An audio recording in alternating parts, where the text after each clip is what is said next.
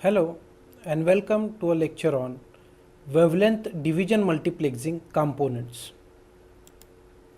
Learning outcomes. By the end of this session, student will be able to illustrate the operating principle of Wavelength Division Multiplexing Components. Here you may pause the video and answer this question: what is WDM? What is Wavelength Division Multiplexing? WDM is nothing but a technology of combining a number of independent information carrying wavelengths onto a same fiber. The use of wavelength division multiplexing allows a dramatic increase in the capacity of an optical fiber, that is the increase in bandwidth, as compared to the original simple point-to-point link that carried only a single wavelength. Here in this diagram you can see a typical WDM system where this multiplexer, wavelength multiplexer, combines the multiple monochromatic light signals into a polychromatic light signal, and it is launched into a fiber which has in between the amplifiers, and when it reaches on the receiver side, a demultiplexer converts a polychromatic signals into monochromatic signals. The implementation of this WDM network requires variety of passive and active devices. The passive devices requires no external control for their operations, and the passive devices are mainly used to split or combine or to tap off some portion of optical signals. The active devices can be controlled electronically or optically, and active devices are nothing but the tunable sources and optical amplifiers. This is the list of WDM components: couplers, circulators, add-drop multiplexer, optical cross connect, and wavelength converter and switchers. These are some of the WDM components. The first is coupler or splitter. Coupler combines the light, optical light, into a fiber from multiple fiber, or it may split the light out of a fiber into multiple fiber.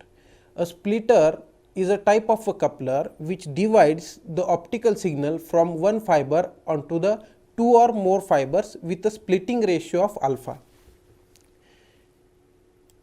In this diagram you can see a splitter. It is a 1/2 splitter, means a optical power or signal from one fiber is splitted into two optical fibers, and the splitting ratio alpha is nothing but the amount of optical power which goes into each of these fibers.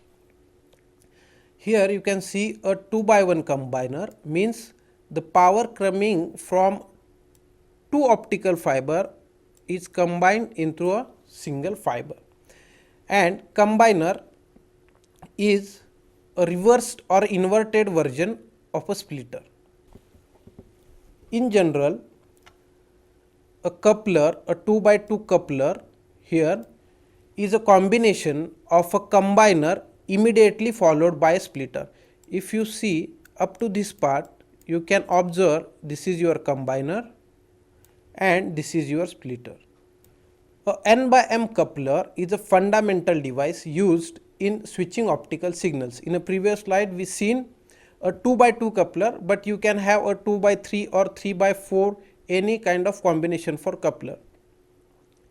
In this diagram you can see a fused biconical tapered fiber coupler.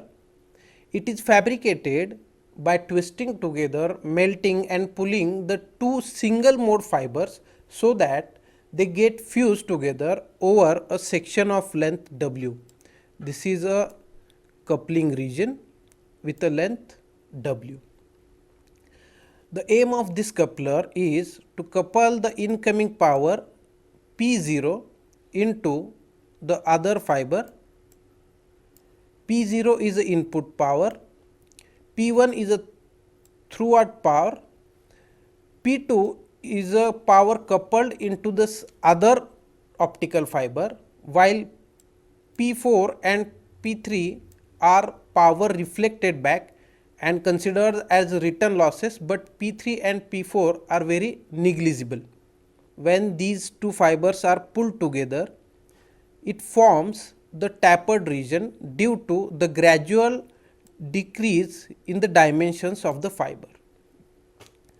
So, we have a tapered region of length L on both the sides. So, the total draw length becomes 2L plus W.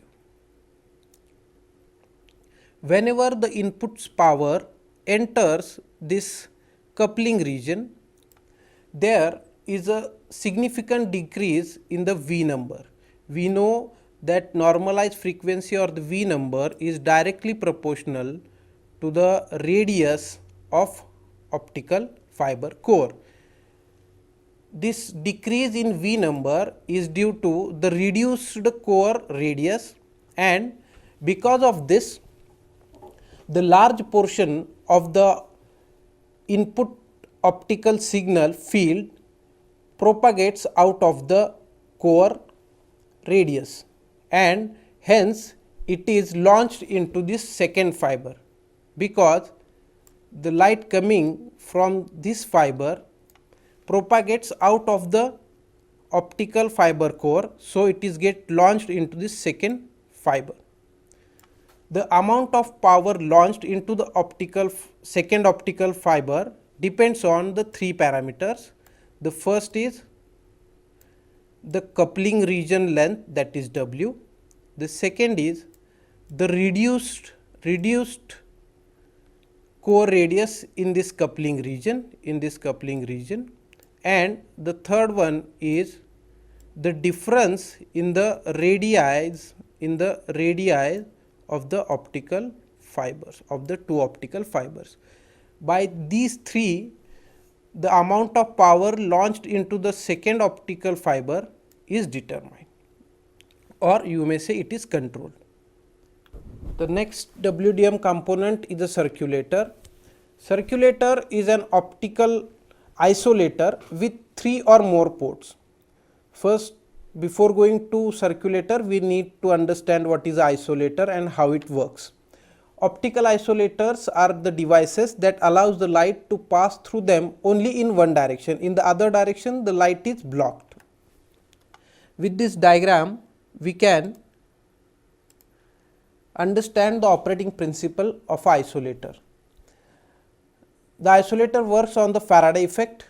Here you can see the light polarization state. When a light enters through a polarizer, this polarizer only allows the light with vertical polarization state to pass, and it blocks the light with horizontal polarization state.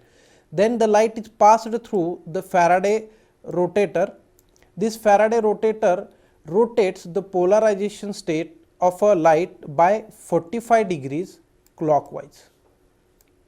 Then the light is once again passed to a polarizer, which passes only the light with 45 degrees of polarization state orientation. When the light entering from left, it is easily passed without any losses onto the right. When the light get reflected and it tries to enter in reverse direction, means from right to the left, it has already a orientation of 45 degrees. When it get passed through a Faraday rotator, it once again rotates the polarization state by 45 degrees and making it horizontal.